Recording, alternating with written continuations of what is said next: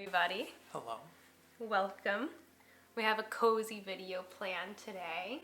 We've got Mr. Berlin here with us, trying desperately to get away. Oh, kitten. His name's Berlin, but I call him Mr. Berlin because he's fancy.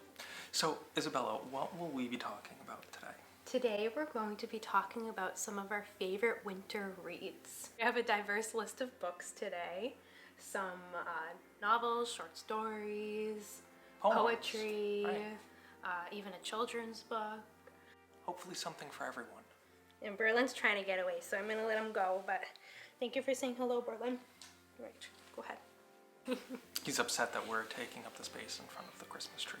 So, why don't we get started talking about the first book? So we have here The Snow Child, written by Eowyn Ivey. It was a Pulitzer Prize finalist in 2013. It was originally published in 2012. We both read this book. This is a really beautiful book based off folklore and fairy tales. It's actually inspired by a Russian fairy tale called The Snow Maiden. So should I read the blurb on the back?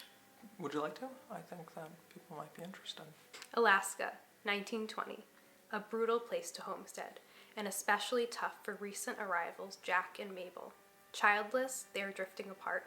He struggling to maintain the farm, she crumbling from loneliness and despair. In a moment of levity during the season's first snowfall, they build a child out of snow. The next morning, the snow child is gone, but they glimpse a young girl running through the trees. This little girl, who calls herself Faina, seems to be a child of the woods. She hunts with the red fox at her side and somehow survives alone in the Alaskan wilderness. As Jack and Mabel come to understand this child, who could have stepped from the pages of a fairy tale, they begin to love her as their own daughter. But in this beautiful, violent territory, things are rarely as they appear, and what they eventually learn about Faina will transform them all. And this book is a really beautiful novel with these folklore elements that a lot of us have heard different variations of throughout the years. So it really plays on aspects of magical realism, which we both love. Very good for these cold winter months. yeah, absolutely.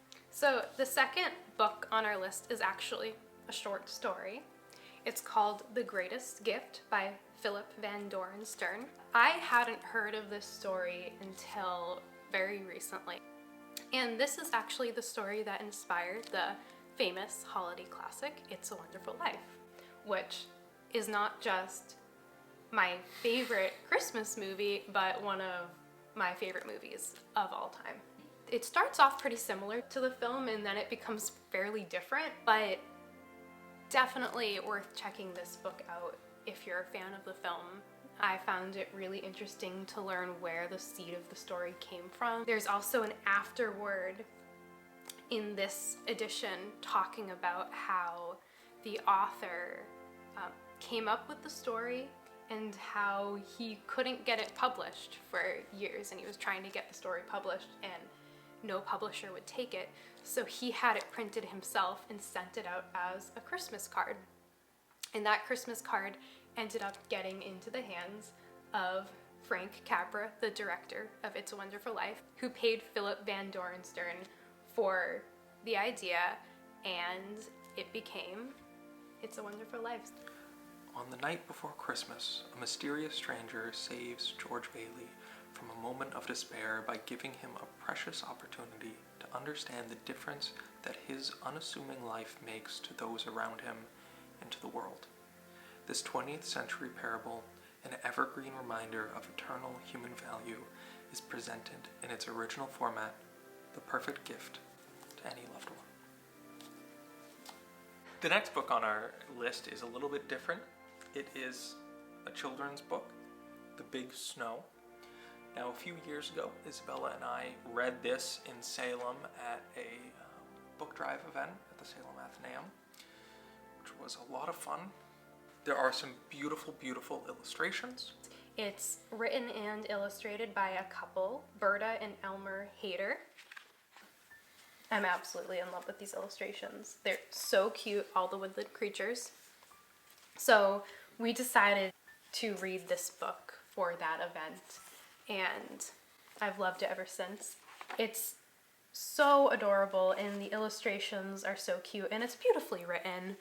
It's about a bunch of woodland creatures trying to get ready for the big snow that is coming, and trying to hide away in their burrows and get their food before the snow comes. So then there's color illustrations and black and white as well. It's a really, really wonderful book. There's a lot of words for a children's book, but it's really fun. So yeah, if you are a fan of classic, beautifully illustrated children's books, that's definitely a book to check out. And you do not have to be a child to enjoy children's books.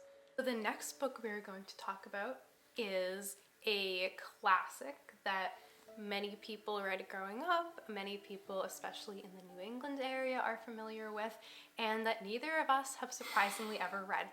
I am a huge fan of Louisa May Alcott. I've read many of her works, but I've never read her most famous novel, which is Little Women. And here I have a special edition copy of the book that they reproduced for the film by Greta Gerwig that came out last year. And we have really special memories of this movie. It was filmed in the area as well, so many of our favorite local historic sites were used as filming locations. Yeah, and if you haven't seen the movie, it's really beautifully done. I love Louisa May Alcott. I'm really excited to finally give this a read this year. It's not necessarily a Christmas book, but there are Christmas and wintry scenes, so I know a lot of people really like to read it this time of the year. The last book on our list is a little bit different. It is Robert Frost selected poems. Now, if you're talking about New England winter, I think Robert Frost immediately comes to mind, mainly because of his name. Just opening it up, the first poem I see is An Old Man's Winter Night. And this cover is just a beautiful wintry cover. A very famous poem of his that many people love to read around this time of the year is Stopping by Woods on a Snowy Evening. Ironically, that is not in this collection, but there are many other wintry, cozy poems in this collection. So if you're looking for some poetry to read to get all cozied up with a warm beverage by the fireplace or by the Christmas tree, Robert Frost is a good one to read. I also want to point out our little friend here, little snowy owl. He's not an ornament, he's just hanging out on the tree. I don't think did I ever give, oh, I think I called him Longfellow. Did I? Mm-hmm. I don't remember. I don't know if I gave him a name.